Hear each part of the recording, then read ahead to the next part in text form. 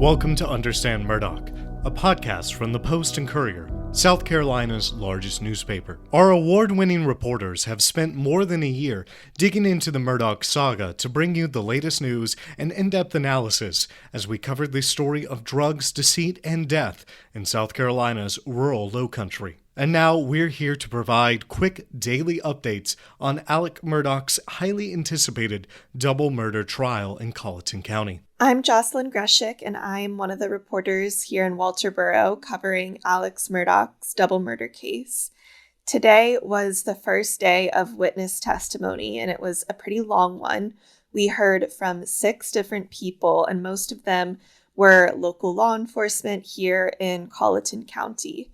The first witness that prosecutors called was Sergeant Daniel Green with the Colleton County Sheriff's Office, and he was also the first official who responded to the Murdaugh's hunting property the night of the killings, which was June 7th, 2021. And his job for prosecutors was essentially to walk jurors through the crime scene. And so he described how he spoke with Alec as he stood in the dirt driveway between Maggie and Paul's bodies. And he told jurors how Alec had suggested both to him and to 911 dispatchers that he believed his wife and son were shot over the fatal 2019 boat crash in which Paul had been arrested in connection with. And each of the witnesses who were first responders on the scene that night testified that Alex seemed visibly upset during that whole night at the crime scene, though no one ever saw him cry. But one witness did point out that crying isn't everyone's natural reaction in a traumatic situation.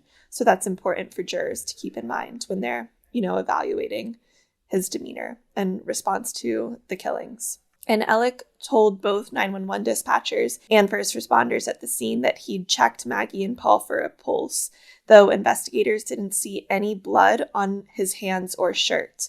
And one witness said that given the extent of Paul's injuries, he would have expected blood on his hands had he himself touched one of their bodies to check for a pulse, for instance. But he testified that he didn't because when he arrived at the scene, the level of injury to both Maggie and Paul was so catastrophic that no reasonable person would have expected them to have survived. And investigators also discussed at least 3 sets of tire impressions that were found at the scene.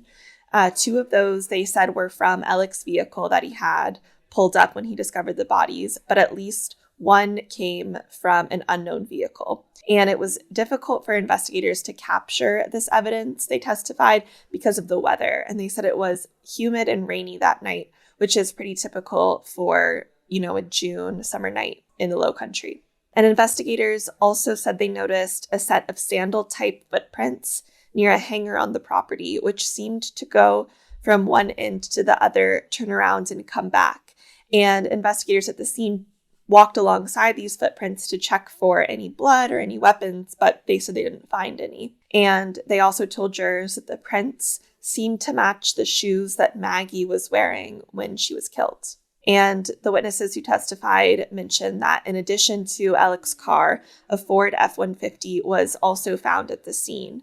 And this was significant because investigators were trying to determine that night how Maggie and Paul may have gotten from the house down to the kennels where they were shot, because investigators explained that it's actually a pretty significant distance, about 1/3 of a mile between the two. So they probably didn't walk. And Alec had told first responders that he thought they would have driven Paul's car, which is a Ford F-250, which was nowhere to be found at the scene. And investigators said that they didn't find it until about 10:30 the next morning, and it was off Highway 63. And they didn't really elaborate more on that car, which was interesting.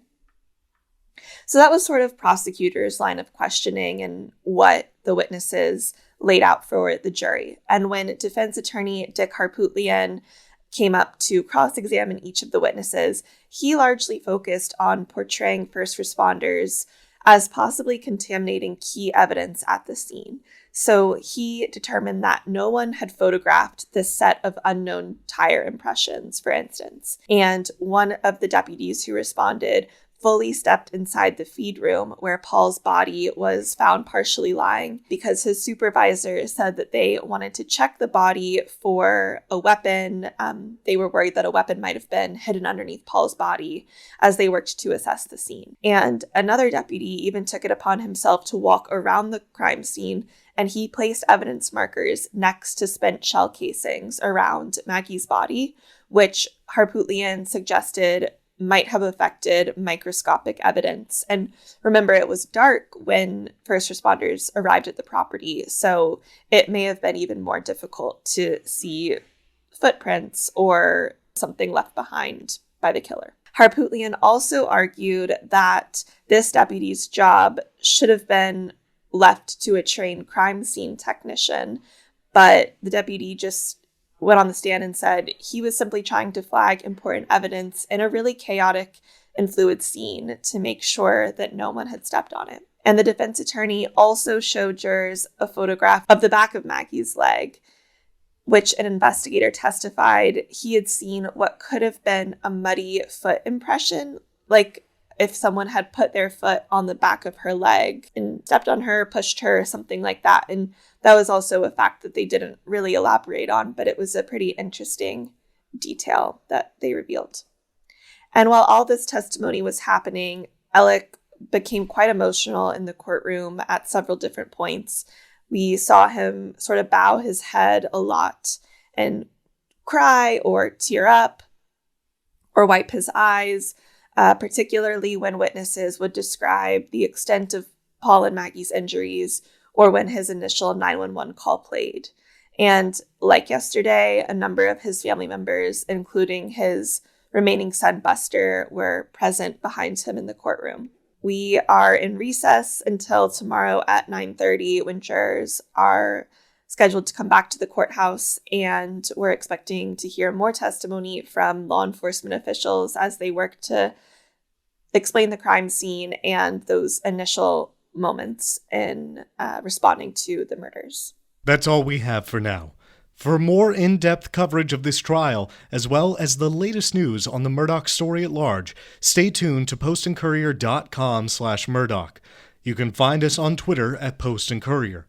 We would love if you could send questions, feedback, and tips to our Murdaugh email address. That's murdaugh@postandcourier.com. And please, also take a minute to leave us a review wherever you get your podcasts. We'll see you next time.